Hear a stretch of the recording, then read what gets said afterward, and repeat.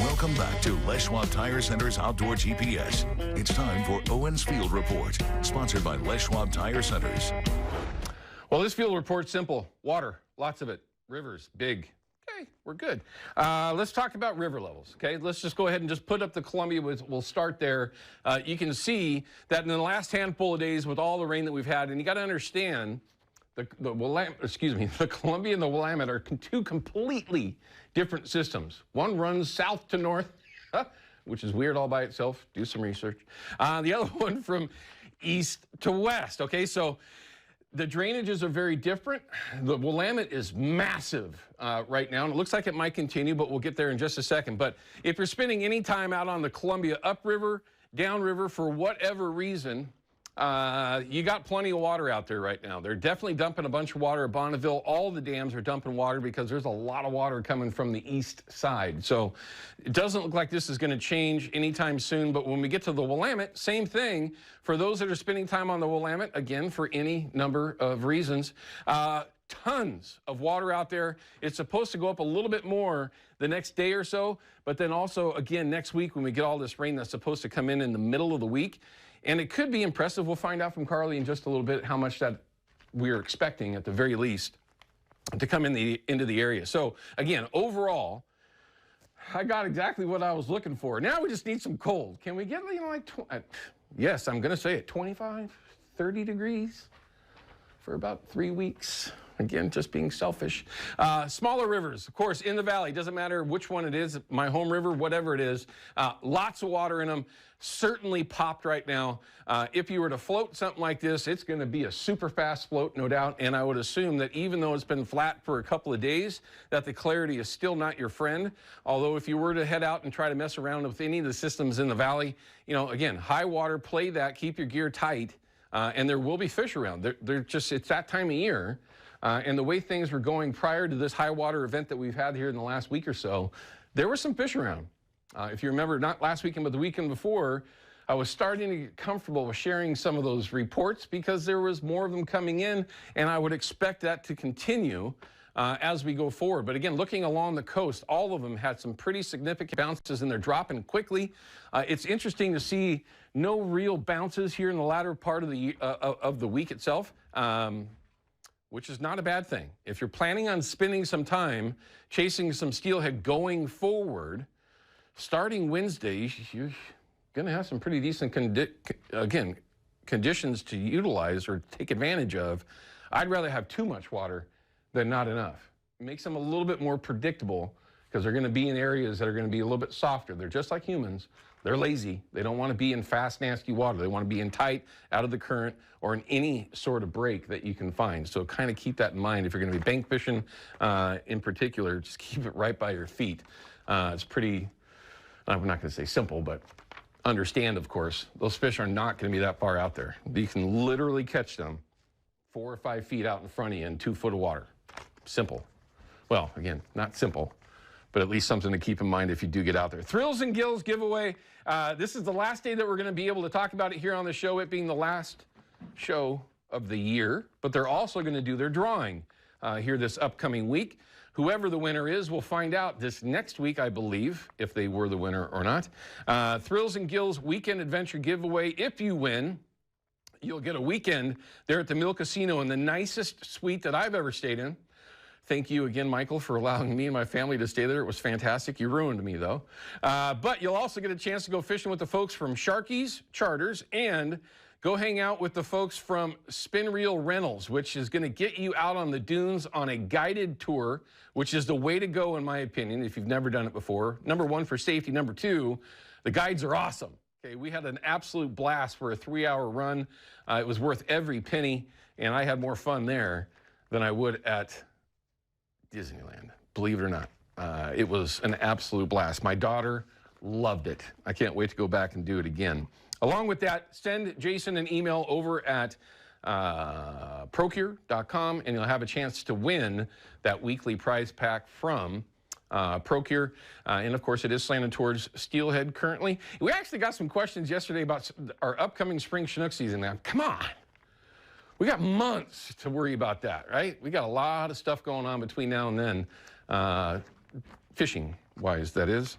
So kind of, oh, and don't forget, before I forget, as long as the conditions have been favorable, at least if you could get out there, the crabbing has been pretty good in the lower river, lower Columbia, that is, that Astoria area. Weather is everything, though, so make sure you keep that in mind if you get motivated to go chase those things around. I wouldn't blame you if you did. Let's go ahead and check in with Carly Olson and find out what this weather is going to do. Things changed much since yesterday, Carly?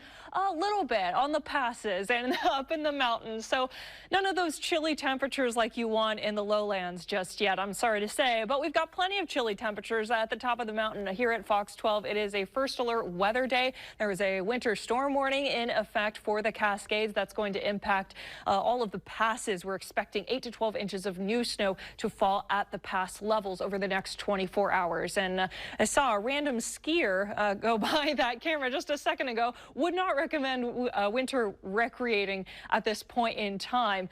So we're expecting 1 to 2 feet of snow also at the higher elevations above 5,000 feet within that same time. And at the pass levels, we're seeing quite a bit of impact too as well. Looks like the wrong graphic came up now, but I'll just talk about the temperatures in the lowlands. So for today, Portland, we're going to see 48 degrees, Salem 48 degrees too. Over on the coast, we'll see some lower 50s, upper 40s. We'll have some scattered showers mostly on the western half of the state. Now, Monday and Tuesday are going to look much drier, just a chance for some rain. But on New Year's Day, Wednesday, and then Thursday and Friday, those showers come back around. So we could, all in all, see a couple more inches of rain hit the western half of the state, closer to 3 inches along the coast. But all of that accumulation is going to happen today, and then mostly Wednesday and then Friday will be the heaviest rainfall days that we'll see. A couple of days where it's going to be a little bit dry Monday, Tuesday, and then after that, here comes the faucet gets turned back on, turned on again. Exactly. So you'll get all the rain you want, but not quite the temperatures. So sorry. It's going to happen. I hope it happens in January and not February. But again, that's just me being selfish. Carly, as always, thank you. We appreciate it. Well, there you go. That's what you can expect this upcoming week when you're talking about rain coming into the area Monday, Tuesday.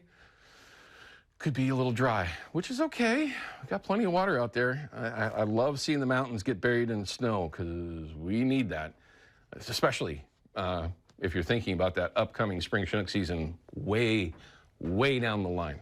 Way down the line. All right, let's cut to a break. When we come back, oh, I'm sorry, I forgot. See, Ryan, thank you. I knew that I had something else going on. I've got Chris from Gresham. Looks like he's got a question about fisheries here locally. Chris, what's going on, sir? Hey, thank you for taking my call, Owen, and Happy New Year's. Love your show. Hey, thank you. Happy New Year's to you. Hey, real quick question. I've lived in Oregon my whole life. Started out when I was about 7 years old, throwing a pot ski. My dad always said, there's a fish behind every rock, and I've seen over the years our fisheries just, declining, if you will. What can we do? What can you tell your audience? What can we do to get involved to maybe help out our fisheries for our next generation? Man, I mean, really, it's a great question, and it's also a very difficult one. And a lot of folks that have watched the show for a long time know that I'm a huge supporter of the CCA, Hatchery and Wild, forgive me, sure. Northwest Steelheaders, and a number of different organizations that are out there. And I say that because those folks are always in the fight. Every single day of every week of every year, those organizations are working to try to benefit our fisheries, which in turn help anglers get out there and maybe have some success. Now, that being said, there's a lot of other things that folks can do. A lot of it is awareness, telling others that are out there that might not be anglers, that might not be into the outdoors like we are. Where they can have an effect is in the ballot box, right? Where they vote, because right now, there's a lot of things that are out there that are trying to eliminate our fisheries. I mean, we have to face it. Here in the Northwest, Washington, Oregon, about 100 and some odd years ago, 120 years ago, we made the decisions as humans to put dams in, which decimated our salmon and steelhead returns. Unquestionable, that's exactly what did it. And then you add on top of that, out of control commercial fishing that contributed to the decline of salmon and steelhead in the main stem of the Columbia and all of its tributaries. Okay, no argument can be made there. That's an absolute fact. What they had to do to mitigate that was to include hatcheries everywhere to get those populations of salmon and steelhead back up to reasonable levels. That is absolutely unarguable. But what we've got going on now are organizations that are out there, and I will not mention them here on my air, that are doing everything they possibly can to shut down our hatcheries. Now, the reason why you may have heard from the 60s, or excuse me, 70s, 80s, whatever it might be, that, oh man, there were fish everywhere behind every rock. You couldn't even step in it without running into some fish. Well, I was fishing here in the 70s and 80s, chasing steelhead and salmon around. And I can say that that's kind of true, but also not true, okay, because those runs had been decimated prior. But if you were to take it to now, 2025, wow, just to say that is kind of spooky. There are groups out there that are trying to eliminate them, and they've done a really, really good job. Look at what they've done up in Washington. They've literally eliminated fisheries because they've shut down hatcheries and they've shut down rivers because somehow these idiots think that they know more than everyone else that's out there. Well, you got to also take into consideration the people that run those organizations. They're there to make money. Some of them are making deep into the six figures, and all they're doing is trying to eliminate hatcheries under this complete idiocy that they're going to bring back wild fish. I say that laughing because it's laughable. It's not going to happen. But we have to be able to make sure that the general public knows what's going on out there, because if we lost this, it's never coming back. And you mentioned our next generations. I've got a 12-year-old. I am super scared that when she's my age or somewhere in between, that it's not even going to be an option anymore, that there won't be any salmon or steelhead opportunities, that they're going to turn them into all of our rivers into petting zoos. It's just insane what we have allowed to have happen here. And if you start adding in what we've allowed to happen with sea lions up and down the main stem Columbia, other predators being cormorants and mergansers that are unmitigated. Unmitigated. Those birds are out there by the hundreds of thousands, and they don't do anything but eat salmon and steelhead smolts, and they get away with it year-round. It's insane. So, I mean, there's a number of things that we can do, but really, if somebody wanted to get involved and they wanted to make an impact, they would, again, and some people aren't going to agree with this, I don't know why, but in the end, if you join those organizations, and I don't care who it is, you know what my recommendations are. I'm associated with all of them, for crying out loud. I have to be. But in the end, that is really the best way to do it, and it's a political thing. We need folks to understand what's going on, and if that can happen, we can see our fisheries come back around. But it takes hatchery production at a high level in order to get them back to where we really need to see them. To think about the billions, not millions, but billions of dollars that we've given up here in the Northwest, Washington and Oregon, is insane. It's insane. The whole thing, as you can tell, Chris, I could talk about this forever, but that would be my best answer, long-winded and weird as it might be for some. That's my best answer for you, Chris. It is extremely frustrating. All right, we're going to cut to a break. When we come back, I'm going to have Big Dave Manners. We're going to talk about some of your options to get out there on some of the systems up and down the coast that he gets to pay attention to. We'll find out some of his advice on what he might be doing this upcoming week as things start to change a little bit in all these rivers. We'll be right back. Outdoor GPS is brought to you by P-Line, because we fish, by Hawken Fishing, perfection in fishing gear, and by Haxton's Canvas and Upholstery, the trusted name of the Pacific Northwest. Nobody enjoys the outdoors more than I do. And these are what gets me there. Les Schwab offers a free pre-trip safety inspection. How does this help the average customer that comes in? We call it our safety status check, and every vehicle that comes into our shop is going to get one. Big thanks to Les Schwab for your continued support and sponsorship of Outdoor GPS, and I look forward to many years of more adventures on your tires.